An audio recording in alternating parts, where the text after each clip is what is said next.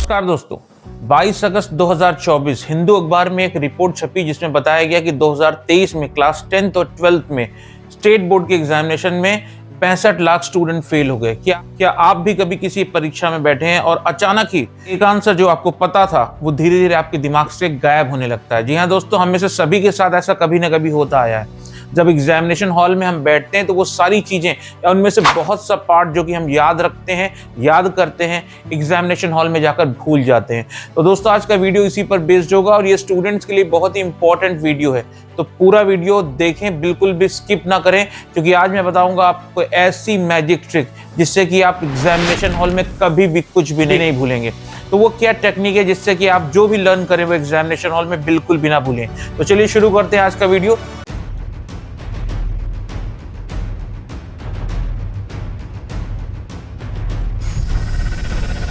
दोस्तों, हमारा मन एक लाइब्रेरी जो कि बड़े टिपिकल तरह से इंफॉर्मेशन को कलेक्ट करता है और ये जानकारी इस ट्री की ब्रांचेस की तरह होती है जो कि पार्ट में यानी किसी भी टॉपिक को पार्ट में ब्रेक करती है। पार्ट्स आपस में रिलेट होते हैं किसी न किसी कनेक्शन से।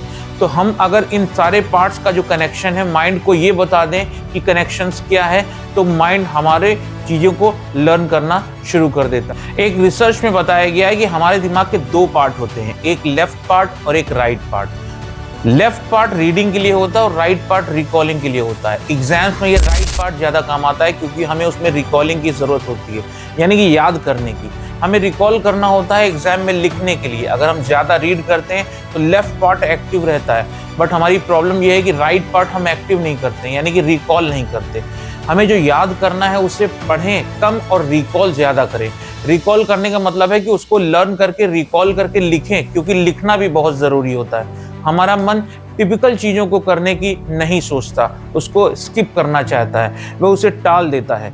एग्जाम में भी अगर हमें अक्सर ऐसा लगता है कि जो चीज़ें टफ लग रही हैं या टिपिकल लग रही है उसको हम बाद में कर लेंगे।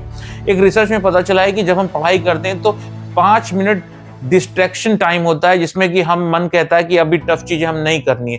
तो स्टूडेंट्स को ये समझना चाहिए कि वह 5 मिनट जो डिस्ट्रैक्शन टाइम है उसे टाइम में हम अपने दिमाग को बोल दें कि नहीं, ये चीज मुझे अभी करना है, बाद में नहीं करना।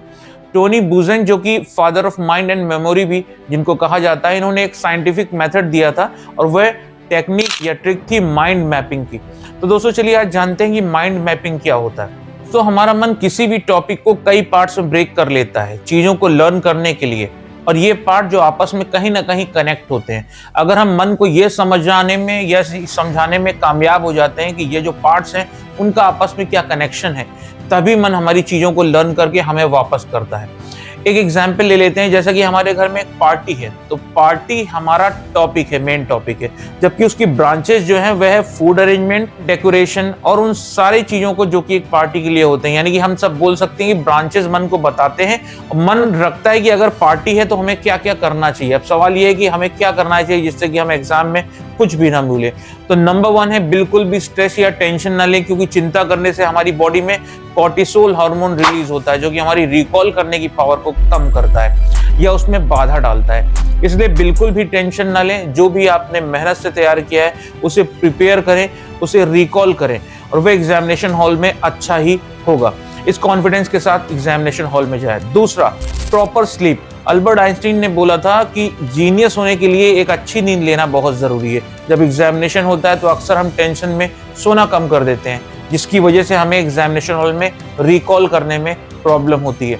अमेरिका के एक शोध में पता चला है कि जो बच्चे 8 घंटे की नींद लेते हैं उनके ग्रेड में काफ़ी इंप्रूवमेंट हुआ। दैनिक भास्कर के एक चार्ट में भी दिखाया गया है कि कम से कम 6 से 8 घंटे की नींद तो लेनी ही चाहिए। ज़्यादा पढ़ने के चक्कर में रिवीजन को कम ना करें। रिवीजन के लिए आप किसी को भी इस टॉपिक को पढ़ा भी सकते हैं, यानी कि किसी को समझा सकते हैं, क्योंकि किसी को समझाने से वो चीज़ आप रिकॉल खुद भी कर सकते हैं, क्योंकि एक टीचिंग 9 टाइम्स इक्वल है रीडिंग के बराबर। यानी कि अगर आपको लर्न करने में कोई प्रॉब्लम हो रही है तो उसे हम लोग को क्या करना है, लर्न करके किसी दूसरे को भी पढ़ाना है। इमेजिन करो अपने मन में और रिलेट करो अपने आसपास की किसी भी चीज़ से। अगर कोई चीज़ टफ कर लग रही है लर्न करने के लिए, कोई चार्ट या पिक्चर भी बना सकते हैं थर्ड, नोट्स को ज्यादा सजाने की जरूरत नहीं होती। जब हम नोट्स बनाते हैं, नोट्स का मतलब होता है कि वो चीज जो कि हम खुद समझ सके। हमारे नोट्स दूसरे के काम नहीं आएंगे, दूसरे के नोट्स हमारे काम नहीं आएंगे। तो जब भी नोट्स बनाए तो उसको क्विकली बनाए, बहुत ज्यादा सजाने की जरूरत नहीं है, क्योंकि ज्यादा सजाने से हमारा टाइम वेस्ट होगा।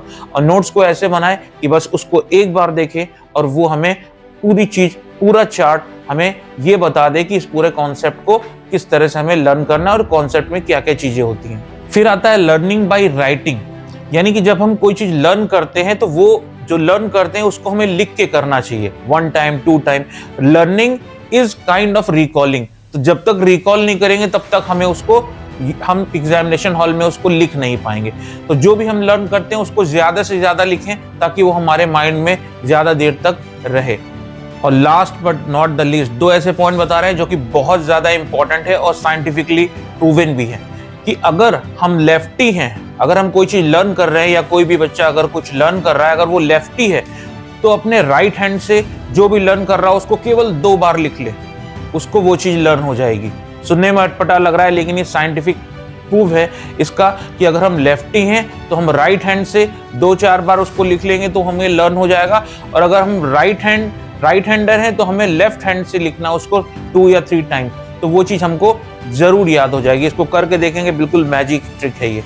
जब हम एग्जामिनेशन हॉल में जाते हैं तो कई बार चीजें हम भूल जाते हैं, क्योंकि हमारा जो माइंड होता है वो प्रेशर में होता है। एग्जामिनेशन हॉल का प्रेशर, आगे वाले बच्चा जो है वो भी प्रेशर में है, हमारे पीछे वाला भी बच्चा प्रेशर में है, सारे न्यू टीचर्स हैं। तो वो एक जो माइंड, जो एक इन्वायरमेंट होता है प्रेशर का, उसमें हम लोग क्या करते हैं, जो लर्न करते हैं वो भूल जाते हैं। तो सबसे पहला काम करना है इन्वायरमेंट को चेंज करना है। अब इन्वायरमेंट को चेंज करने के लिए हम एग्जामिनेशन हॉल के बाहर तो जा नहीं सकते हैं, तो इन्वायरमेंट को कैसे चेंज करते हैं कि 2 सेकंड के लिए, 3 सेकंड के लिए अपनी आंखों को बंद करेंगे ताकि वो एग्जामिनेशन हॉल का जो इन्वायरमेंट है वो हमारे दिमाग से चला जाए। जब ये हमारे दिमाग से चला जाएगा वो इन्वायरमेंट, तो हमें हमारा जो माइंड है, लॉजिकल माइंड है, वो हमें रिकॉल करने के लिए बोलेगा। जब हम रिकॉल करेंगे तो ईजिली रिकॉल हो जाएगा। यानी जब हम आंख बंद करेंगे तो जो चीजें हम भूल गए हैं तो वो चीजें धीरे धीरे हमको याद आनी शुरू हो जाएंगी। तो ये सारी चीजें थी जो एग्जामिनेशन हॉल में बहुत जरूरी है। और जब हम स्टडी करते हैं तो अपने हिसाब से टाइम टेबल बनाएंगे, किसी दूसरे का टाइम टेबल हमारे काम में नहीं आएगा। लिखना, लर्न करना, लिखना बहुत जरूरी है। जब हम लिखते हैं तो हम रिकॉल करते हैं, बिकॉज रिकॉल अगर नहीं करेंगे, लिखने से कोई फायदा नहीं होगा, रीडिंग करने से कोई फायदा नहीं होगा। तो जो भी हम लर्न करते हैं, जो भी हम रीड करते हैं, उसको ज्यादा से ज्यादा हमको लिखना है, रिकॉल करना है। यही इस पूरी मेमोरी पावर का एक की पॉइंट है। अगर हमने ऐसा कर लिया तो एग्जामिनेशन हॉल में हम कुछ भी नहीं भूलेंगे। तो आई होप ये वीडियो सभी स्टूडेंट्स के लिए बहुत इंपॉर्टेंट होगा। अच्छे से मेहनत करें और अच्छे मार्क्स लेके आएं। बिल्कुल भी टेंशन ना लें, क्योंकि अगर टेंशन लिया तो आधा जो आपकी मेमोरी में है वो भी गायब हो जाएगा। तो दोस्तों मिलते हैं अगली वीडियो में, तब तक के लिए अपना ध्यान रखिए। मिलते हैं, नमस्कार।